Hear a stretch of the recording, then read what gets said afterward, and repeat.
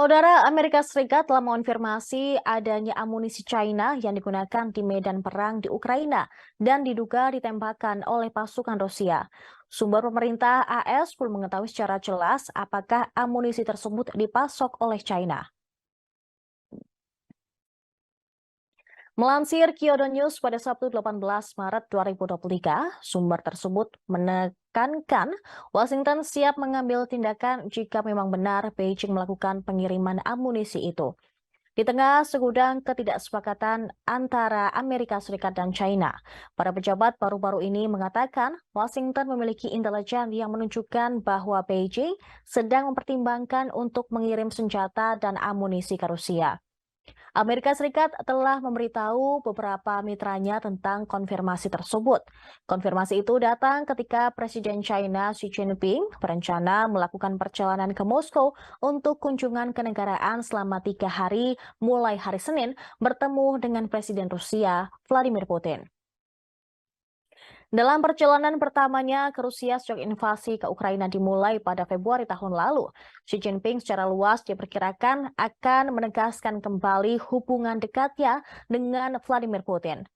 Dalam pembicaraan dengan Xi Jinping, Presiden Amerika Serikat Joe Biden memperingatkannya tentang konsekuensi serius jika China memberikan dukungan militer kepada Rusia untuk perangnya di Ukraina. Pemerintah AS telah menetapkan bahwa amunisi yang ditemukan di Ukraina diproduksi di China setelah menganalisis komposisinya dan faktor lainnya.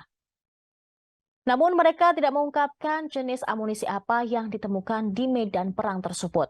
Dengan perang di Ukraina yang memasuki tahun kedua, konfirmasi itu dapat semakin memicu ketegangan antara Amerika Serikat dan China.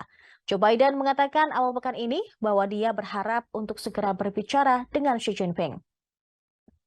China sendiri semakin berusaha menampilkan dirinya sebagai perantara perdamaian yang netral dan berulang kali menolak niat untuk memasok Rusia dengan senjata dalam perangnya ke Ukraina. Akan tetapi, itu mereka menghindari mengutuk invasi Rusia.